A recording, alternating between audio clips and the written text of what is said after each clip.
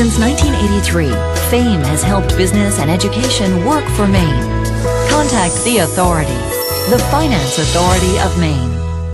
This is our Afterthought segment where we keep our guests around for a little additional conversation, hopefully some more candid discussion about the topic. Today we have with us Ron Bellier, President and COO of Village Soup, Donna Broussard, publisher of Mainebiz, Richard Connor, President of Maine Today Media, and Steve Thaxton, President of WCSH6 NBC in Portland. Thanks for sticking around. We had a couple really quick segments for our on-air show, and so we wanted to follow up with some of these things. I got some questions I want to ask you, but one of the things we were talking about in the break is Donna says, let's talk about paid content. Okay, let's talk about that. Is that ever going to really come about, and if so, how will that evolve? I can speak about what we're doing at Village Soup. We've introduced Soup Select, and what we put behind a paid wall to our subscribers and web-only subscribers is content that's commentary, analysis, or feature-oriented. We've left the breaking news and things like that to the web, where it's most effective, and put the rest behind the wall. So if I go to Village Soup, I can see the local news and even state, regional news, but then if I want, I got to pay for the analysis part. Is that correct? Correct. And what you'll get if you click on that is the headline and the first couple lines of the story, the lead. Okay. All right. Okay. And we're averaging a subscriber a day. It doesn't sound like much, but it's a source of revenue. What's the cost? It costs $30 a year. Okay. All right. Richard. Yeah, I don't think for daily newspapers that it's a model at this point in time that's going to work. When we come up with information that's specific to our site, when we come up with various segments you can go to that you maybe can't get anyplace else. I have no idea what that would be. Maybe someone will pay for it. But I think, in the case of the Village Soup has a different model. It's revolutionary. It works for them. Donna has a niche.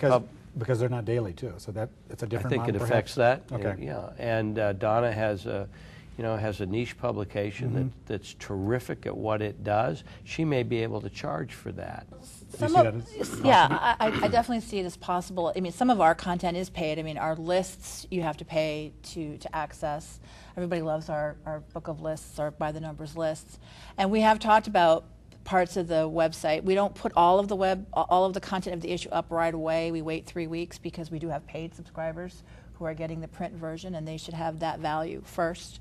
So not all of the issue goes up online right away. So we're experimenting with sort of hybrid models of paid, but it's coming, I think, in our niche.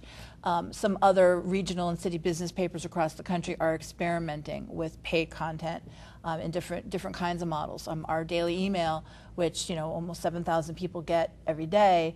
I mean, people love that. I mean, would they pay $5 a month for that? I mean, I don't know. I think that if the demand for us is to constantly go out there and provide unique, investigative, in-depth analysis and reporting, then people have to pay for that. I mean, we are not a nonprofit, So are there successful paid content models out there already? Well, we're looking at the Wall Street Journal, Yes. and that's probably the closest, but also New York Times to a certain extent. Yes. Right. Interesting experience for me. I put my New York Times on hold while I was vacationing, but I could still access the web through that subscription quite easily from afar. And that's an interesting hybrid kind of model. That's the kind of thing that's going to have to kind of torch the way for all of us, I think, before we're ever able to, on a local level, get into paid content. Okay. One of the problems with what you charge people for is this, which is what Rupert Murdoch is fighting at the Wall Street Journal, and there's some others. If you can Google virtually any story that was in the New York Times today, the Washington Post, or the Wall Street Journal, and you will get that story for free. I've tried some that were particularly in the Wall Street Journal, and it pops up and you read it. And what's happening is that Rupert Murdoch is threatening to challenge whether or not that's legal. Well, and I guess that was another question I would ask too, is with all of that happening, how does paid content work with exactly the kind of Huffington Post model where you got these aggregators or curators, I guess is what they're calling them, of the news? Is that going to always be there? How's that working, and how does that affect you? It hasn't yet, us, but I could see it coming where someone could come into Mid-Coast Maine, scrape our site with and put it together and sell ads around it. I think that's where the government will get It's already involved. happening. I mean, that's already happening in Right, places. right, and that's a concern. Okay, and so you just have to wait to see how that plays out, I guess, and then it becomes an ownership issue?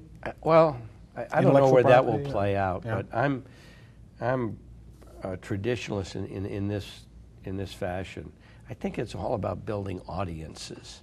And the number of people that will see messages, both advertising and information, the number of eyes on a page, whether the page is on your iPad or in the newspaper, and then trying to figure out a way to leverage that audience into advertising sales. And I think ultimately, for us, that's still the model that we're going to concentrate on. While others experiment with paid content, something works, we'll do it. We're all in the, we have video on our sites. We're not as good as a television station, and I don't think that they don't have as many reporters at Channel 6, for instance, as we do.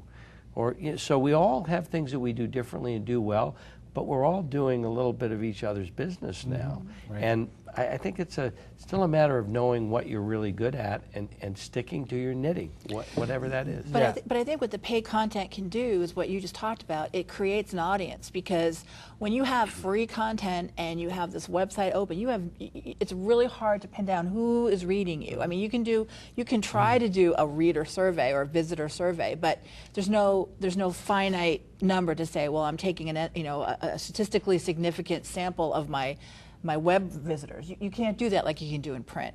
And so with a registration component or a paid component, then you've got an audience that you can identify and you can communicate back and forth with. And so you can say to the advertiser, here's who I'm delivering to you online, or whatever, because I think the paid content is beyond just getting paid for the content. It's also giving us the opportunity to identify the audience in a much more specific way. And to target.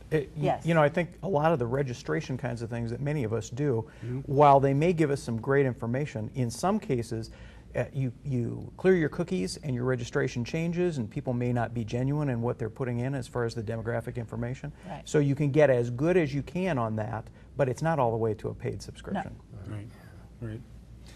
I guess the question I wanted to ask too was, where do you see that going in terms of selling more ads on the internet? I guess once you all have internet presence, what do the customers want to see? How do you sell ads differently? I know it's not as big a part of it as print ads for you guys, but do they just want to see hits per page, or do they want to see amount of seconds on a page? I would venture to say that we're all doing this at some level. You need to incorporate both of your mediums, your traditional medium along with your online medium. So they're doing a both. Oh, I see. And, so you sell them a hard copy ad, and we're going to give you a banner ad. We don't give anything. Well, I know.